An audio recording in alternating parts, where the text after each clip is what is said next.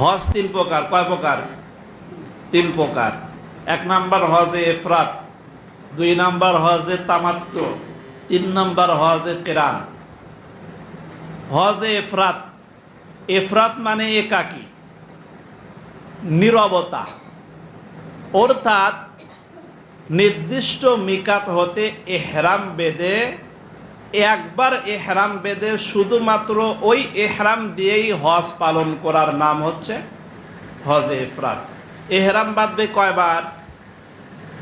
একবার। কয়বার? একবার এহরাম বেঁধে নির্দিষ্ট মিকাত থেকে একবার এহরাম বেঁধে হজ পালন করার নাম হচ্ছে হজে ইফরাত। দুই নাম্বার হজে তামাত্তু, প্রথমে একবার এহরাম বাঁধবে, এহরাম বেঁধে উমরা করবে, উমরা করে 8ই জিলহজে ওই এহরাম থেকে পবিত্র হয়ে আবার দ্বিতীয়বার এহরাম বাঁধবে। তাহলে এহরাম কয়বার বাঁধা হলো?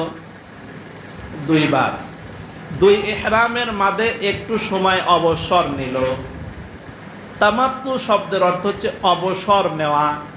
যেহেতু দুই হজ এবং উমরার মাঝখানে একটু সময় উপকারিতা লাভ করলো, এই জন্যে এই হজকে বলা হয় হজে তামাত্তু। তাহলে প্রথমে একবার এহরাম বাঁধে, সেই এহরাম বাঁধার পরে কি করবে? উমরা পালন করবে। এরপরে 8ই জিলহজে ওই এহরাম থেকে পবিত্র হয়ে, উমরা থেকে পবিত্র হয়ে, অর্থাৎ এহরাম ছেড়ে দিয়ে দ্বিতীয়বার আবার 8ই জিলহজে এহরাম বেঁধে সেই এহরাম দিয়ে হজ পালন করবে। তাহলে দুই এহরাম বেঁধে, সহজভাবে মনে রাখার জন্য দুই এহরাম বেঁধে, প্রথমে একবার এহরাম বেঁধে উমরা করলো, এরপরে 8ই জিলহজে ওই এহরাম ছেড়ে দিয়ে আবার দ্বিতীয়বার এহরাম হজের জন্য বাঁধলো। এই দুই এহরাম বেঁধে হজ এবং উমরা পালন করার নাম হচ্ছে হজে তামাত্তু। তিন নাম্বার হজে কিরান। কিরান এই হজকে বলা হয় যে একই এহরামে উমরা করবে, এরপরে হজও পালন করবে। এহরাম কয়টা? একটা। পালন করবে কয়টা জিনিস? দুইটা। উমরাও পালন করবে, হজও পালন করবে একই এহরামে। এই হজকে বলা হয় হজে কিরান। আরো সঠিক সহজভাবে মনে রাখার জন্য, যেই এহরামে শুধুমাত্র হজ পালন করা হয়, যেই এহরামে শুধুমাত্র, যেই এক এহরামে শুধুমাত্র হজ পালন করা হয়, সেই এহরামকে বলা হয় হজ ইফরাত।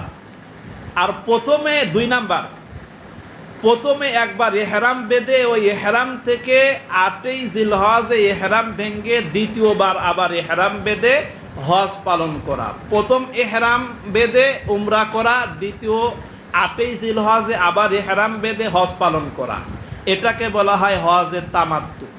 তিন নাম্বার, এহরাম বাঁধবে একটা, কাজ করবে দুইটা। প্রথমে উমরা করবে, তারপরে কি করবে? হজ করবে। একে বলা হয় হজে কিরান। এই মাসালা কেন বললাম? আমাদের নবী কোন হজ করেছেন বলতে পারবেন কেউ? ইফরাত করেছে, তামাত্তু করেছে, না কিরান করেছে? এটা তো জানতে হবে। তাহলে জানতে হলে এই হজের প্রকার জানার দরকার আছে না? আমাদের নবী এই 3 নাম্বারের এহরাম, প্রথমে একই এহরামে উমরাও করেছে, হজও করেছে, অর্থাৎ হজে কিরান করেছে। এটার কষ্ট বেশি না? একই এহরামে উমরাও করলো, আবার কি করলো? হজও করলো। তাহলে এটা কষ্টদায়ক, আর এটাই আমাদের রসুল করেছেন। এই হজটাই আমরা করব ইনশাআল্লাহ।